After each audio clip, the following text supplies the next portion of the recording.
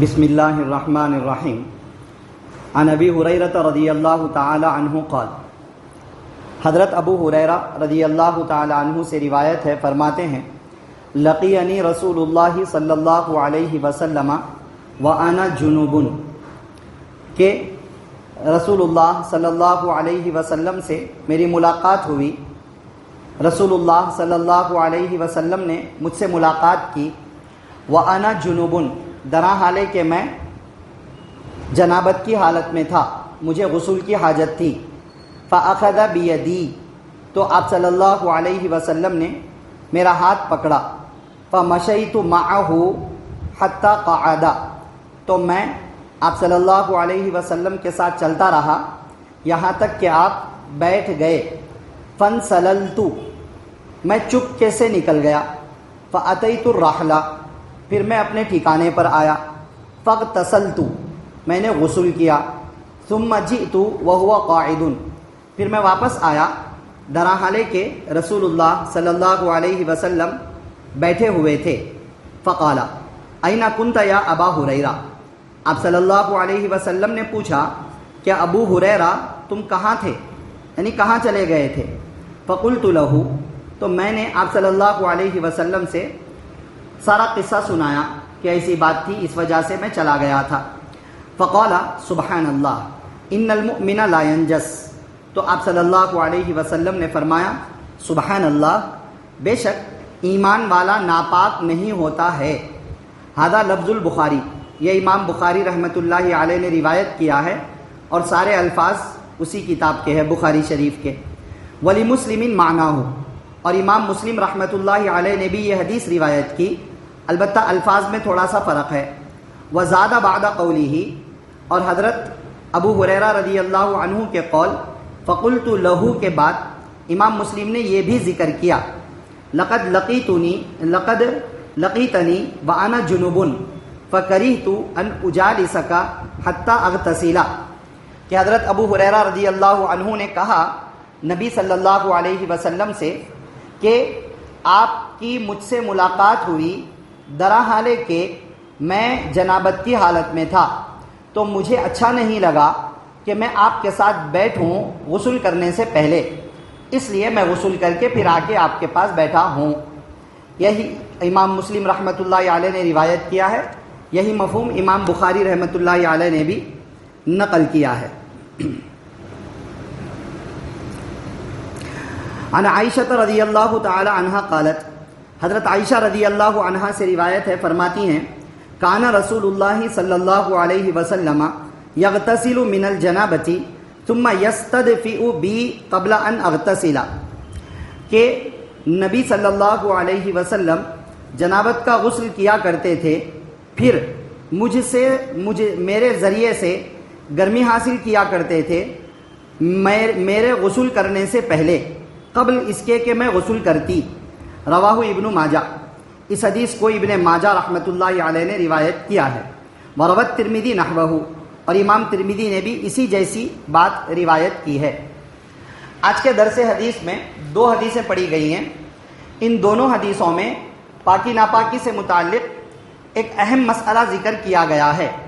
پہلی حدیث میں ایک واقعہ ہے، واقعے کی شکل میں بات ہمارے سامنے آئی، حضرت ابو ہریرہ رضی اللہ عنہ کا واقعہ کہ انہیں غسل کی حاجت تھی، اتفاقاً رسول اللہ صلی اللہ علیہ وسلم سے سامنا ہو گیا، تو آپ صلی اللہ علیہ وسلم نے ان کا ہاتھ پکڑا اور اپنے ساتھ لے گئے، یہاں تک کہ آپ کہیں بیٹھے تو حضرت ابو ہریرہ چپکے سے نکلے، غسل کر کے واپس آئے، آپ صلی اللہ علیہ وسلم سے بات چیت ہوئی، پوچھا آپ صلی اللہ علیہ وسلم نے کہاں چلے گئے تھے، تو انہوں نے ساری بات بتلائی کہ ایسا ایسا ہوا، غسل کی حاجت تھی، میں اس حالت میں آپ کے ساتھ بیٹھنا پسند نہیں کرتا تھا، اس لیے گیا غسل کر کے آیا۔ تو آپ صلی اللہ علیہ وسلم نے اس وقت ایک ٹکڑا ارشاد فرمایا، بات ارشاد فرمائی، ان المؤمن لا ینجس، ایمان والا ناپاک نہیں ہوتا ہے، ابھی یہ ٹکڑا ذہن میں رکھیے، ایمان والا ناپاک نہیں ہوتا ہے، وہی اس چیپٹر کے اندر بتلانا بھی مقصود ہے۔ اور دوسری حدیث حضرت عائشہ رضی اللہ عنہا نے گھر کا واقعہ ذکر فرمایا کہ آپ صلی اللہ علیہ وسلم کو جنابت کی حالت ہوتی، یعنی ہم بستری فرماتے، دونوں کو غسل کی ضرورت ہوتی، تو آپ صلی اللہ علیہ وسلم غسل کر لیتے، پھر میں بھی غسل نہیں کرتی، اس سے پہلے مجھ سے گرمی حاصل کرتے، مانے اپنا جسم مبارک میرے جسم سے لگاتے۔ یہ ایک واقعہ، یہ ایک بات انہوں نے ذکر کی۔ اس سے بھی وہ یہی بتلانا چاہتی ہیں کہ میں نے ابھی غسل نہیں کیا ہوتا تھا، اس سے پہلے آپ صلی اللہ علیہ وسلم غسل کر کے پھر میرے جسم سے جسم بھی لگاتے، ہاتھ کو ہاتھ لگاتے، پکڑتے، ایسا جسم سے جسم لگاتے۔ یہ بتلانا چاہتی ہیں کہ یہی بات اس کے اندر بھی ہے کہ ان کو غسل کی حاجت تھی۔ مطلب اوپر جو نصیحت کی تھی ان المؤمن لا ینجس، ایمان والا ناپاک نہیں ہوتا ہے، تو عائشہ رضی اللہ عنہا کو بھی غسل کی حاجت ہے، مگر آپ صلی اللہ علیہ وسلم ان کے جسم سے جسم لگا رہے ہیں، ہاتھ سے ہاتھ لگا رہے ہیں۔ وہی مطلب ہے ان المؤمن لا ینجس، کہ ایمان والا ناپاک نہیں ہوتا ہے۔ دونوں حدیثوں میں بنیادی طور پر یہ بات بتلائی گئی۔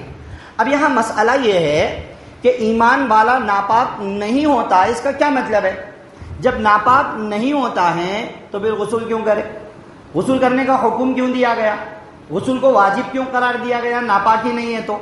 ایک طرف کہتے ہیں کہ ناپاک ہے اور غسل کرنا ضروری، اور دوسری طرف فرماتے ہیں کہ ناپاک نہیں ہوتا ہے، تو مطلب کیا ہے؟ بات سمجھ میں آ رہی ہے نا؟ یہ چیزیں بھی سیکھنی ہوتی ہیں۔ ہم صرف حدیث کے الفاظ کو دیکھ لیں گے یا ٹرانسلیشن کو دیکھ لیں گے، اپنے دماغ سے سمجھیں گے تو کنفیوز ہو جائیں گے، اتنا کنفیوز ہو جائیں گے کہ حدیث کو ہی ریجیکٹ کر بیٹھیں گے۔ چنانچہ امت میں ایسے بھی فرقے ہیں جو حدیث کو نہیں سمجھ پانے کی وجہ سے حدیث کو ہی ریجیکٹ کر دیتے ہیں۔ بعض تو ایسے بھی ہیں جو قرآن کو نہیں سمجھ پانے کی وجہ سے قرآن کو بھی ریجیکٹ کر دیتے ہیں۔ کتنے تو دہریے ہیں جو خالق کے، اللہ کے موجود ہونے کا بھی انکار کرتے ہیں۔ تو بیوقوفوں کی کمی نہیں غالب، ایک ڈھونڈو ہزار ملتے ہیں۔ اگر صحیح طریقے سے دین کو نہیں سمجھیں گے، اپنے عقل کے گھوڑے دوڑائیں گے، نتیجہ یہی ہوگا، آج ایک چیز کا انکار کیا، کل دوسری چیز کا انکار، آج ایک فرقے میں گئے، کل دوسرے فرقے میں، یوں ہی بھٹکتے رہیں گے، لڑھکتے رہیں گے، نتیجہ کیا ہوگا، کس حال پر مریں گے کوئی گارنٹی نہیں۔ اس لیے بڑوں کا دامن تھام لیں، اس لیے ائمہ دین کا دامن تھام لیں، جن کے اندر سمجھنے کی قابلیت تھی، جنہوں نے بات سمجھی اور امت کو سمجھا دی، ان پر اعتماد کر لیں اور ان کی تشریح پر بھروسہ کر لیں۔ اس طرح ہمارا دین بھی محفوظ رہے گا۔ خیر، یہاں پر اب ڈاؤٹ یہ ہے، جو کنفیوژن ہے وہ یہ ہے کہ ناپاک ہے غسل کرنا ہے، پھر فرماتے ہیں ایمان والا ناپاک نہیں ہوتا ہے، اس کا مطلب کیا ہے؟ تو علماء کرام اس حدیث کو واضح طور پر بتلاتے ہیں کہ ناپاکی دو طرح کی ہوتی ہے۔ ایک ناپاکی حکم کے اعتبار سے ناپاک، حکم لگا اس پر کہ یہ ناپاک ہے۔ دوسری ناپاکی ظاہری فزیکلی ناپاک، جسم کے اعتبار سے ناپاک کہ وہ کسی کو چھو دے تو وہ بھی ناپاک ہو جائے، ایسا والا ناپاک۔ تو دو طرح کی ناپاکی ہوتی ہے۔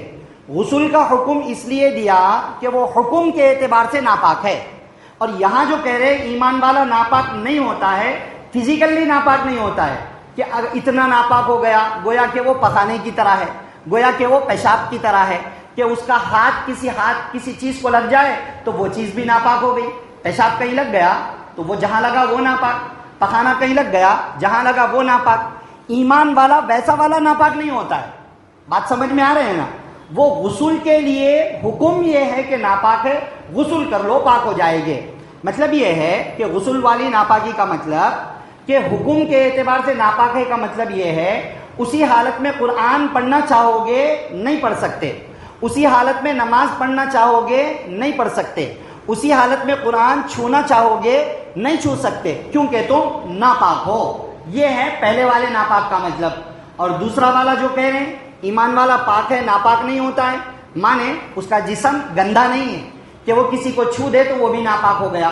حضرت ابو ہریرہ رضی اللہ عنہ نے یہی سوچا تھا کہ اللہ کے نبی صلی اللہ علیہ وسلم کے ساتھ کیسے بیٹھوں، مجھے تو غسل کی حاجت ہے۔ تو آپ صلی اللہ علیہ وسلم نے سمجھایا نہ، ایمان والا ناپاک نہیں ہوتا ہے۔ کبھی ایسا بیٹھنے کی نوبت آ گئی بیٹھ جاؤ، کبھی ضرورت پڑ گئی بیٹھنے کی بیٹھ جاؤ کہ تمہارا جسم گندا نہیں ہے، حکم ناپاکی کا ہے مگر جسم گندا نہیں ہے۔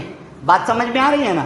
تو اس حدیث سے اسی طرح حضرت عائشہ رضی اللہ عنہ والے واقعے میں بھی وہی ہے، ان کو غسل کی حاجت تھی مگر آپ صلی اللہ علیہ وسلم نے ان کو چھوا۔ مطلب جسم فزیکلی ایسا ناپاک نہیں ہے کہ ان کو ہاتھ لگانے سے کوئی اور ناپاک ہو جائے، ایسی بات نہیں ہوتی ہے۔ ٹھیک ہے نا بھائی؟ امپورٹنٹ بات جو حدیث میں بتلائی گئی وہ یہ کہ غسل کی حاجت ہو تو غسل تو کر کے حکم کے اعتبار سے بھی پاک ہو جائیں، لیکن اگر کبھی مجبوری ہے، کسی وجہ سے غسل کرنے میں تاخیر ہو رہی ہے، کبھی ہمیں کسی کے ساتھ بیٹھنا ایمرجنسی ہے، اور تو ہم اس وقت میں بیٹھ جائیں کیونکہ جسم گندا نہیں ہے. ایسا ہوتا ہے.